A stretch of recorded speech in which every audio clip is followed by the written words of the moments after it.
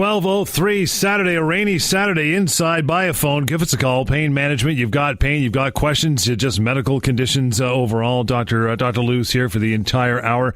416-870-6400 star 640 on cell. We always look back at some things that have happened over the last week at the clinic or clinics. What's going on, pal? Not too much. You, John? Good, man. I'm all right. All right. One case that I wanted to really highlight this week because it just highlighted to me the importance of really trying to work with a good team of healthcare professionals versus trying to be your own healthcare professional. I had a patient who came in to see me as a result of hearing me here on the radio. Low back complaint. Nothing really strange about it. Mechanical low back pain was pretty simple when we went through it. I recommended a treatment plan for him on what he could do to get this better. And when we were done, he was kind of in the mindset that he really wanted to get cupping done for whatever reason. Exactly. Cupping is when they use like specific cups for fascial adhesions. But what was more important about this, and something that often happens, and I guess I wanted to highlight today to our listeners, was that this person had a friend of his that had low back pain as well, and had cupping done for it and responded really well to it. So therefore, that means that cupping should be good for all types of low back pain. Right. And what I tried to I sat there with him and I tried to explain to him that when you're going in to see a healthcare professional, of course you should be an informed consumer. And so if you want to say, hey, what about cupping? I basically explained to him why for his situation, cupping wouldn't necessarily be the best thing, but versus the things that I was recommending would probably be much better. He did not want to accept that. He wanted to only do cupping. And said, no, this is what my friend said worked for his back pain. That's all I want.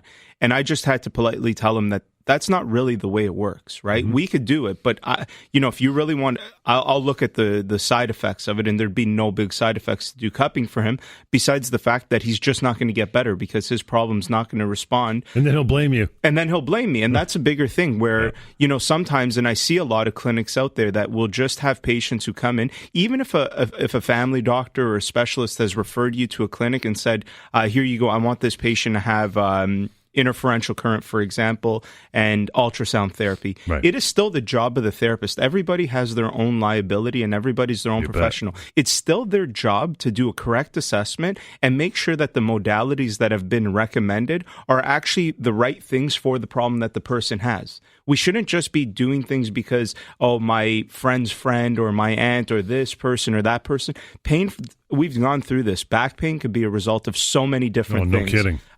And so to just treat it all with cupping would not do it justice. Had cupping been something that I thought would really benefit this person, I would recommend it. In fact, I recommend cupping for some people, depending on the type of pain that they're having. So I just thought it was an important case to highlight. Just because, again, we should be informed consumers when we go see any healthcare professional, but we should also listen to what the healthcare professional is saying in terms of the modality and the treatment recommendations, because that should be based on what the diagnosis is, what the problem at hand is, because not every modality is going to help every single problem. And so you have to kind of be able to match up what problem responds to what type of intervention. And that's the job of the healthcare provider and the patient together. And it should be a dialogue, but not an absolute one way or another. And so I just thought it was interesting with this patient that he was so set on only cupping. And I basically recommended to him, I said, if you really want to have the cupping done, I have someone here that can do it. I'm going to tell you right now that you're likely not going to get better. Finally, as I kept talking to him, he started to understand where I was going with all this. It took a little bit of education. And sure enough, he followed the treatment plan recommendations that I had made.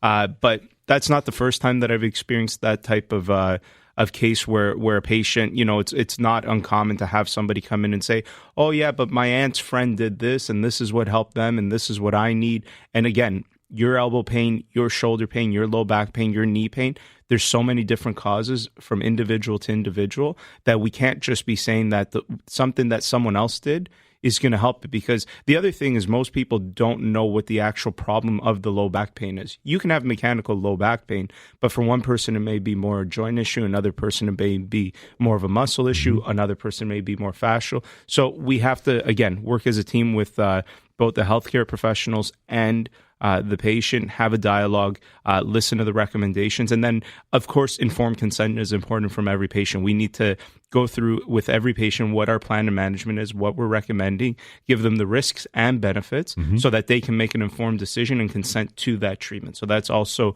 another very important You must spend part. so much time doing that. People saying, Yeah. I know best. I know what I need. Yeah, people Right. always say, I know best, but listen, it's not as common as, thankfully, it's not as common as you may think. But every once in a while, I do get these types of patients, and the people that I have working with me get these types of patients that are just, no, this is what I heard. I read on Google that this is the best thing for that, or someone told me, and it's just like, you need to get out of that mind frame and listen to what someone's recommending. So will you eventually treat them and just say, look, I'm recommending it's not for you, and I don't want to do the treatment because it's not going to help you. You're wasting your time and or money. If at any point I feel that if they're really hard set on something, for example, this patient, doing cupping would have had no negative effect to his already existing problem. However, it wouldn't have really helped.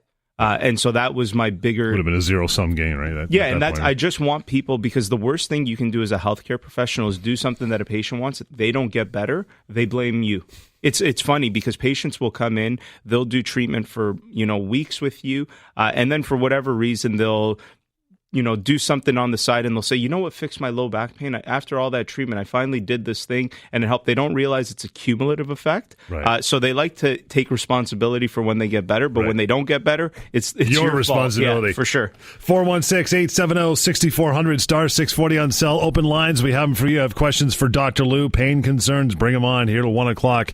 Ready to take your calls here. Dr. Payne Show, Talk Radio, AM 640. It is 12:13 on a rainy Saturday at 416-870-6400, star 640 on cell. Your pain concerns, your health concerns, bring them on. Manny, good afternoon. Hey, how's it going? Good, Manny. What's up with you? Not too bad. I got flat feet, and I have lower back problems. Mm-hmm. Never really got it looked into, and just wondering what's the best thing I can do? Like, would orthotics help or massages? So how old are you, Manny? I'm 34. 34. And has the back pain been going on for a long time, or it's relatively new? On and off. Yeah, you could say on and off. It's for a long time. You can say that, yeah. For a long time.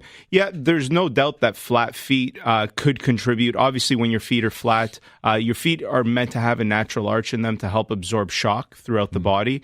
And as you lose that arch, there's a little bit more strain put through all the joints. Having said that, it doesn't mean that everybody that has flat feet will develop low back pain. In fact, a lot of people that have flat feet never develop any type of pain syndrome. So you can't say for sure that it's related to the flat feet, but I also can't say for sure that it's not related to it.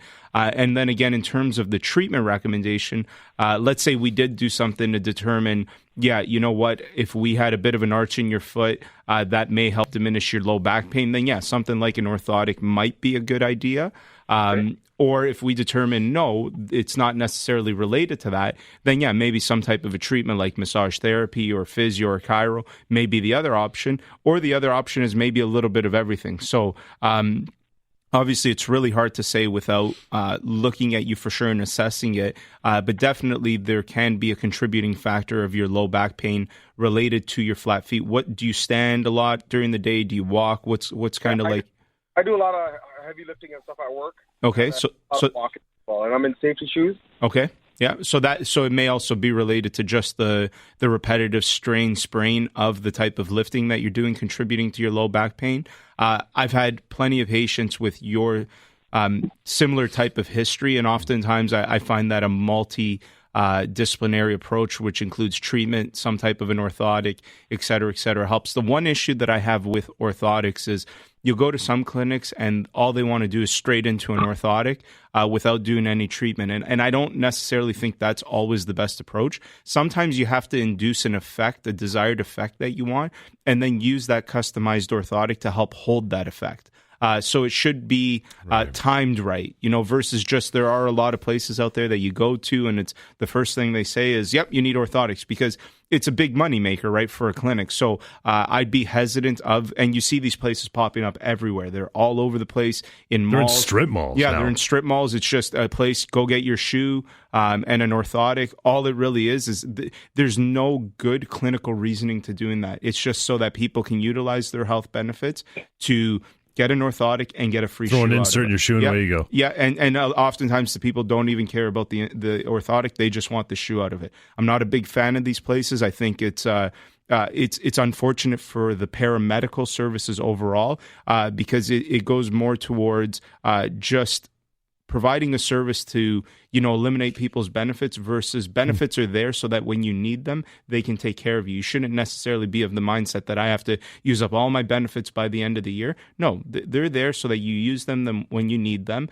As long as you're not abusing it, you're not doing fraudulent things. And the one thing that's important in a lot of these places is some places are doing fraudulent things. And as a consumer, you're part of that if something happens, right? If you're aware, you're also part of the fraudulent activity. But anyways, that's a whole different discussion. One other thing. I have it more on my left side. Okay. More. What's that? The low back pain is more on your left side? Yeah. Yeah. The left, right side it's in the kind of in the hip area and the lower bum. And the lower bum. Yeah, so for sure. It might be related to the feet. You might have a little bit of a shorter leg on one side. It could be related to the way, again, you're twisting more often. There's so many things that could be contributing to this. As a general answer to your first question, which was, could the flat feet be contributing to it? Yes, possibly. We'd have to take a look at it for sure. I actually practice. My main clinic where I do the assessments is at Highway 27 in Humber College Boulevard, and I see that you're calling from Rexdale, so we're not far from you. So, that might be an option for you, Manny. Yeah, okay. Can I get your information after we go off the air, please? For sure. Yep, for sure. I'll give you the number right now, as a matter of fact. 1-855-55 Dr. Lou, DRLOU. There you stumbled through it once. Or info@paincarecanada.com. Yeah, I mean, now he does heavy lifting. We know he wears work boots. I mean, it could be a lot of things. Yeah, there's so many things that could be contributing to this type of pain syndrome. It's a good on his part to think, could it be, right? It's a good thing to start considering what could it be. But again, this is the type of patient that if you went into certain clinics around the GTA, boom, you're going to get an orthotic just because of the very fact that and they'll just give it to you right there. Yeah, well, it's funny. There's some places that no matter what, the recommendation for everything is an orthotic. And again, we do orthotics at the clinic. I'm not saying that we don't do them. I'm not saying that I don't dispense and prescribe them. I am just simply saying there should be a good clinical indication in order to do so. And that's more important. And it's unfortunate that there's so many places out there just making a business out of it just to get a free shoe. They're just kind of like painting over the rust before they do the body work, right? They just slap it on you and go. Yeah. For sure. We'll take a quick one. 416-870-6400 star 640 on sale. You want some questions answered, you in pain, stuff like that, give us a call. Dr. Payne Show right here till 1 o'clock this afternoon. Talk Radio, AM 640. 1222, open phone lines, 416-870-6400, star 640 on cell. Call us now. You got pain concerns, you got discomfort, something you're wondering, haven't got a proper diagnosis, maybe get the ball rolling here this afternoon on the show. Concussions are huge. Hear about them all the time, not only in sports, but just in general, right? In general, yeah, for sure. Concussions are, and we've had a couple of shows just sort of dedicated fully to concussions, but we've seen, for whatever reason, I'm not really sure, but in the last few weeks, an increase in the number of concussion patients that are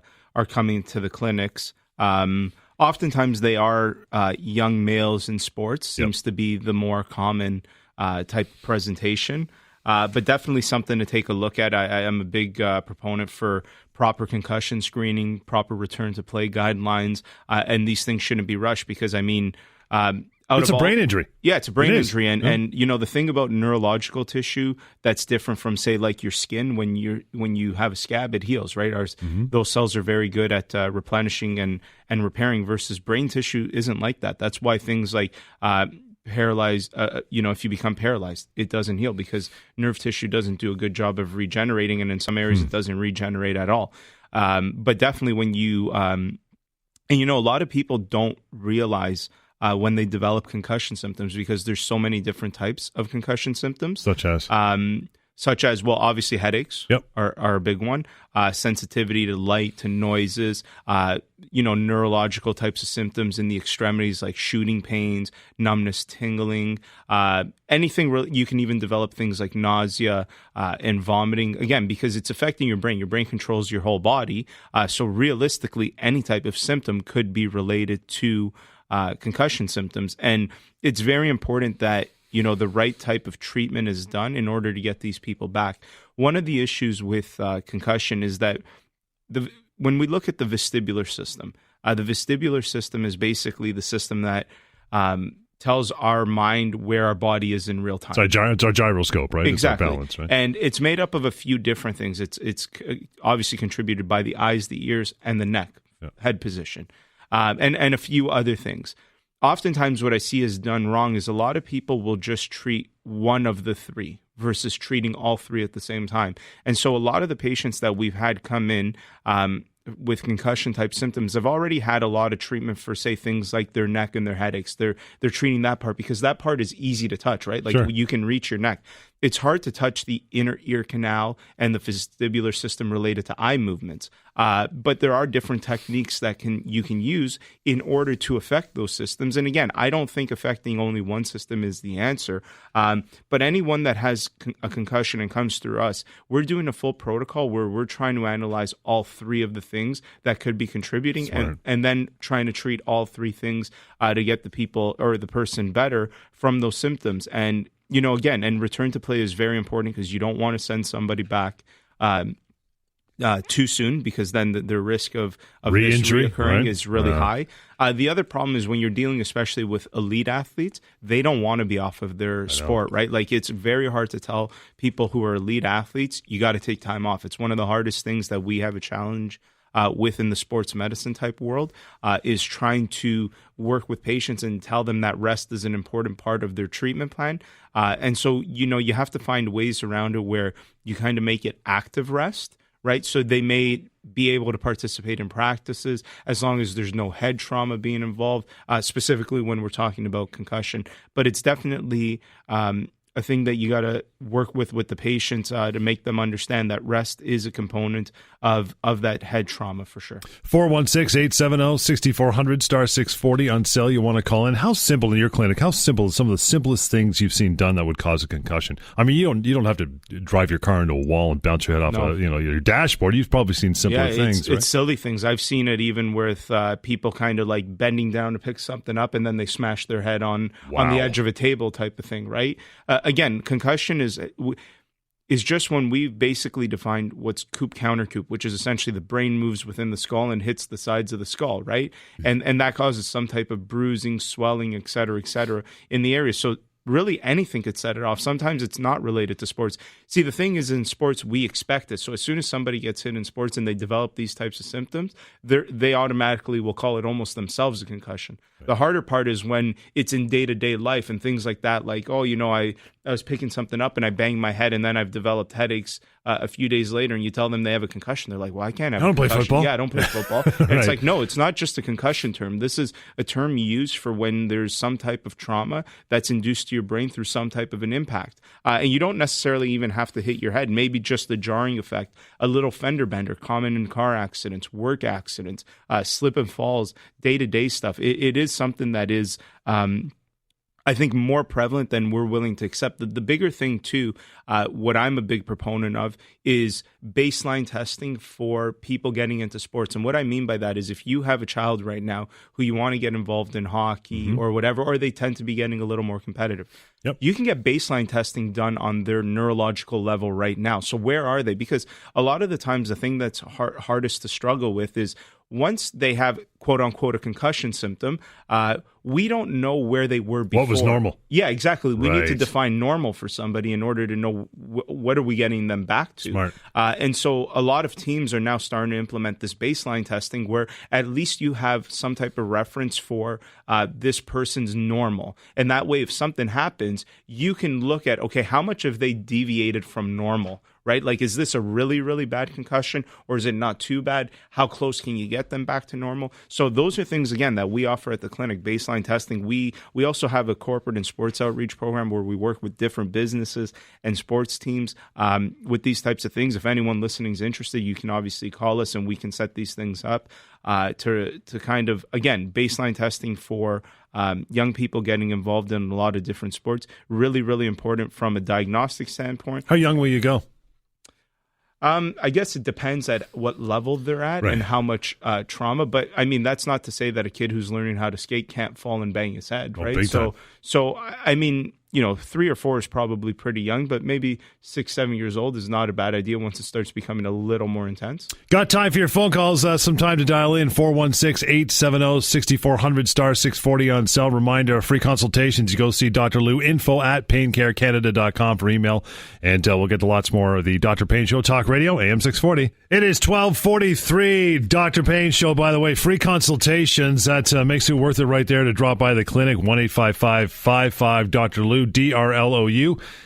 And is that 356? I'm not going to get the number out because it's too confusing. Dr. Lou is simple. It's on your keypad. That and info@paincarecanada.com. Always a topic of conversation on this show, a good one too. And you might want to chime in with your phone call on this is, migraines, headaches, period. Big, huge. Some people like myself start developing them later in life. Never had headaches until about a year ago. Yep. Now they crop up. Yep. Not happy about it. Well, there's lots that can be done. The first thing that I always say is you need to figure out exactly what the diagnosis is, because not every headache is due to the same thing.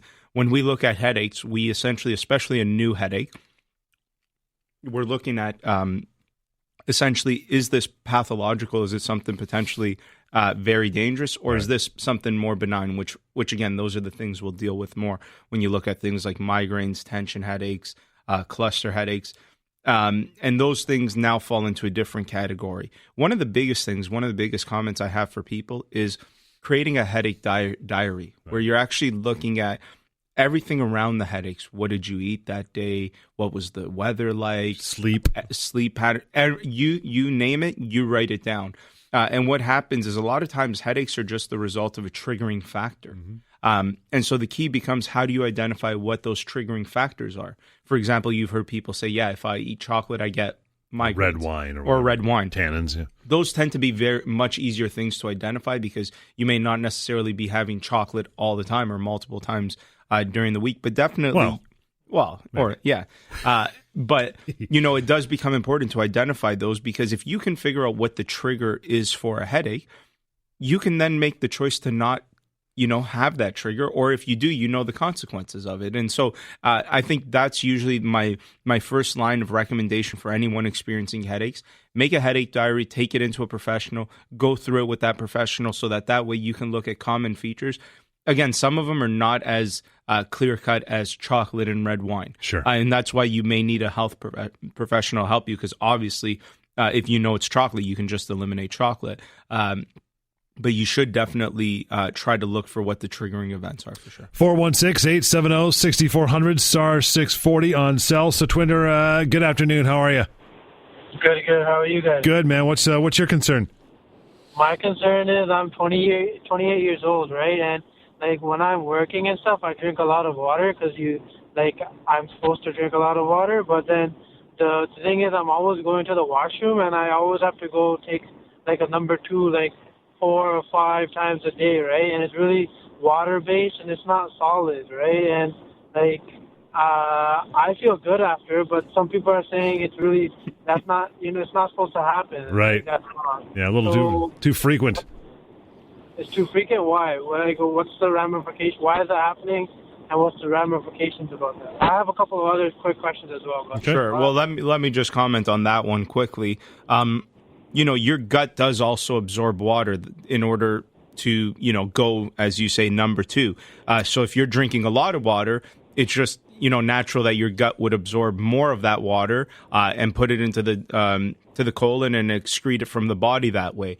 So, the only thing you could try is maybe take down your water intake a little and see if there's a change at all. The second thing is, like you said, is it necessarily a bad thing? I'm not really sure. It depends on so many things we'd have to go through trying to understand the exact nature of the bowel movement, the consistency, et cetera, et cetera. So there could be a lot of things there contributing to that, but we would need to go through that. So the first thing that I would say is maybe if you just cut down the water a little bit, see if that makes a change. Otherwise, it shouldn't really be based on what other people say. If you feel fine, is that necessarily a bad thing? Maybe not, right? Mm. So this is kind of how we started the show. It doesn't matter what someone else says or what they do, because that may not necessarily be relevant to your case specifically. Maybe drink half the water you do now, see what happens. Right? Yeah. Well, how much water are you drinking in a day? Probably more than 3 liters a day. Yeah, that's a lot of water. A lot of water. Is there a specific reason why you drink that much? I just, if I don't drink that much water, then I get hungry and I eat a lot of food. And I don't want to eat a lot. I want to drink a lot of water so that it quenches my hunger. Yeah, you could maybe, eating food is also obviously important as long as it's the right foods. So maybe finding a healthy diet balance becomes very important, right? So that's definitely something to consider. What else you got going on? How much water should I drink quickly? 2 liters then is fine? There's no actual number, recommendation, right? Like I remember once upon a time, people used to say, well, was it 8 glasses of water a day? Really, anything that you do should be based on the necessity of your body. So someone who's, working out in the summers, paving and is roofing, obviously they need more water than somebody sitting at a desk. Your body is designed to tell you when you have thirst to have a little bit of water. I'm not actually a proponent of drink 8 glasses of water because I don't think that that's absolutely necessary. I think you should drink as much water as your body needs based on hydration. And there's different things that can indicate to you your hydration levels, such as how much you're sweating, the consistency of your mouth, your lips, your skin, et cetera, et cetera. So that's more important than defining a quantity. You had one more question?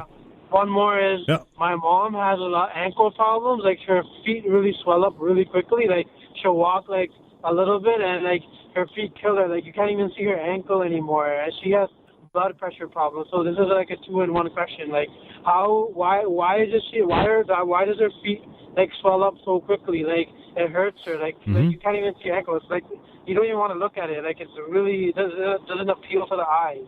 What's wrong there? Yeah. So, it's common with people who have different forms of like heart disease, whether it's diabetes or high blood pressure issues, for swelling to occur in the lower extremity. Could be a weight issue, possibly? Potentially a weight issue. It's related to the already. It's obviously harder for stuff in your legs to pump back to your heart because of gravity. As you start to develop certain types of issues where you have more fluid in your body, it can pool in your lower limbs, and that's why you get swelling. And so very common with heart disease type of issues for sure. We'll take more of your calls after break. I got open lines there, 416-870-6400, star 640 on your cell. Dr. Payne Show, Talk Radio, AM 640. That ball rolling, the free consultation with Dr. Lou as well at the clinic, info@paincarecanada.com to call in today for the next half hour or so. As you know, 416-870-6400, star 640 on your cell. Shanta, how are you? I'm okay. Okay, what's your concern? Okay, my concern is about my husband. He's diabetic. He was diagnosed when he was 35 years old, and he is 66 now. Mm-hmm. From last year, his left leg started limping. His nervousness is, affecting his nervousness, his nervous, and these kind of things are happening to him. Mm-hmm. Like memory-wise, he's losing a little bit memory too.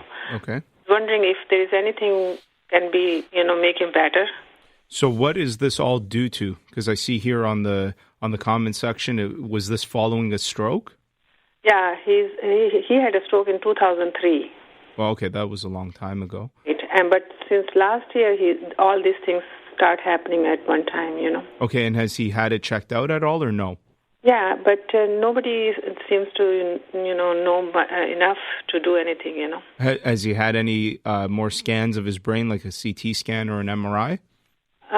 He didn't go for that. I wanted to. Yeah. So I would say based on all the kind of symptoms that you're saying, they all seem what I would term neurological in nature. So there's some, I don't want to use this term necessarily neurodegenerative, but definitely, sorry, I have a cold this week, but definitely neurological in nature, which makes me think that definitely a brain scan would be step one, just to see if there's any other stroke, that he could have had a stroke that you guys wasn't necessarily apparent, but has side effects, could be some other neurodegenerative process. How old is your husband? He's 66. 66, yeah. So it could be, I would say that your first bet is to try to get him some type of a brain scan to see what's going on, because that'll be what gives the information. The other thing is, someone who's proficient at doing a neurological exam can almost identify what areas of the brain it could potentially be. those people are hard, a little bit harder to find. Someone, because I've had a lot of patients where I've picked up stuff just through physical exam findings. But yeah, if you're interested, you can bring them in to see me. We could set something up. We can go through it, and then I can help facilitate some type of imaging for the brain, which I think would probably be the next prudent step in this case.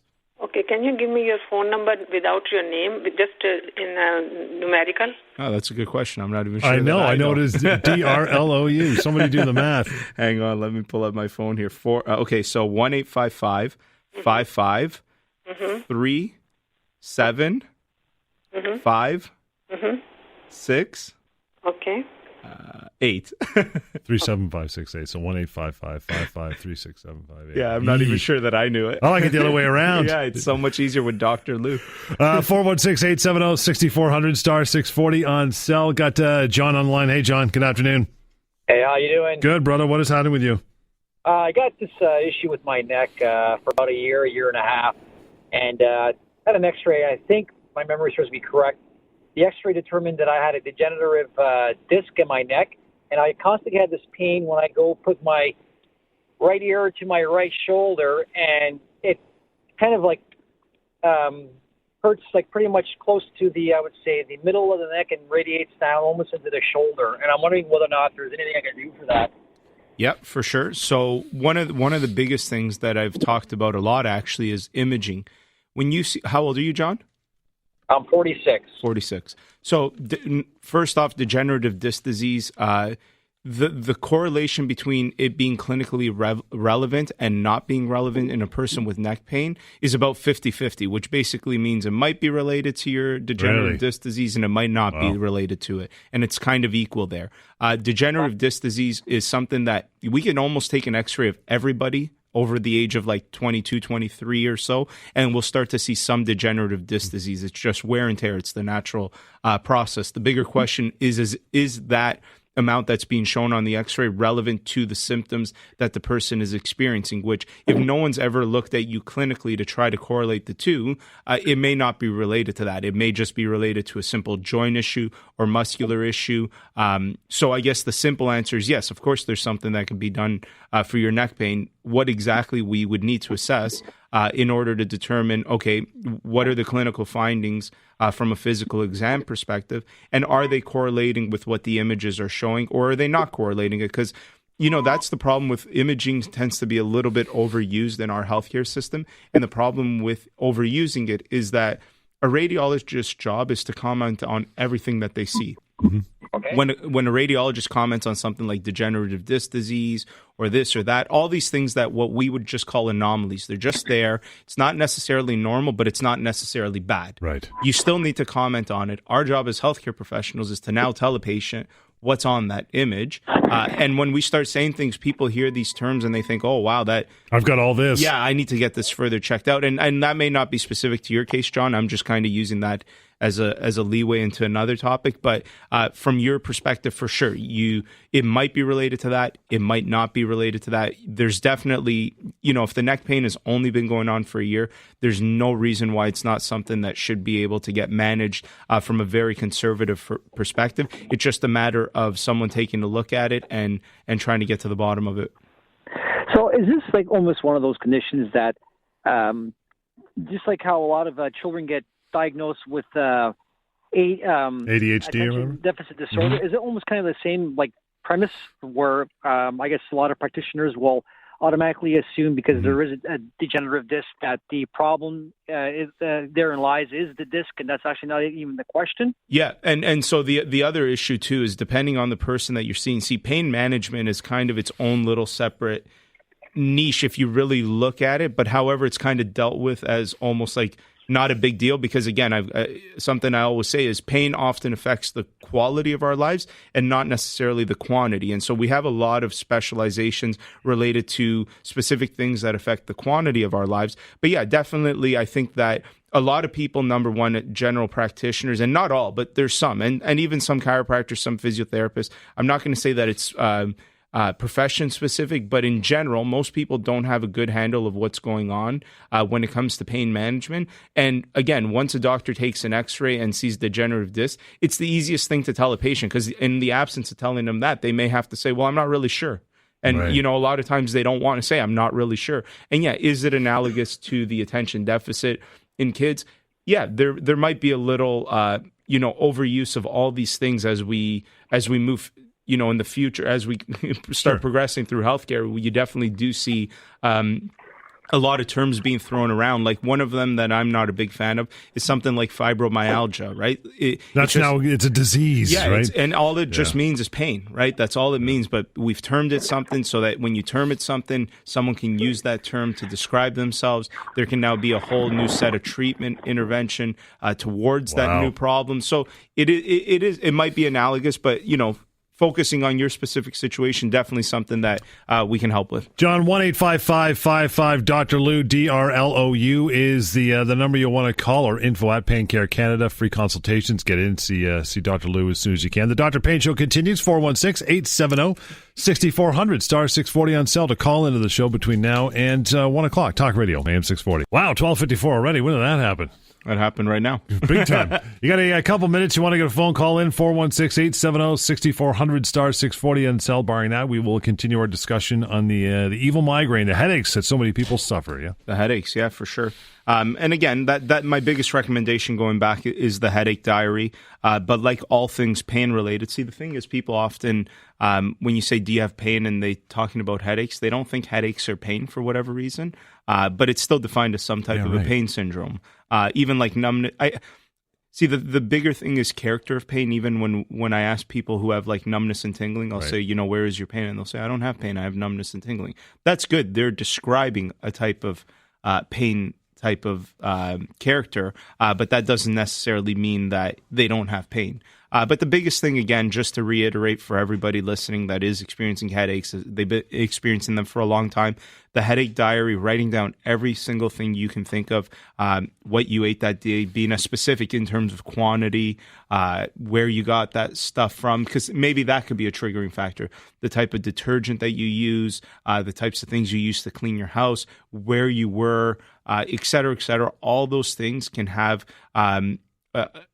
it can have an effect in terms of us trying to figure out what the triggering factor is so that we can remove it. And, the other thing is some headaches, a big component of most headaches is the musculoskeletal system, the upper back and the neck, that we diminish how important those things are and how much they contribute to neck pain.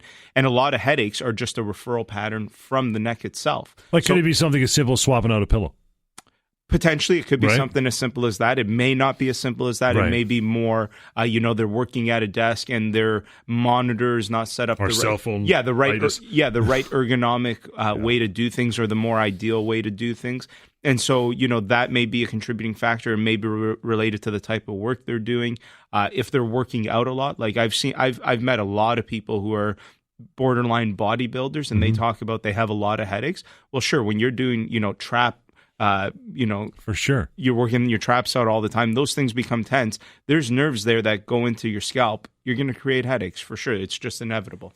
We'll get to a call here. Vivine, good afternoon. How are you? Hi, good, thank you. I have a quick question. Sure, go ahead.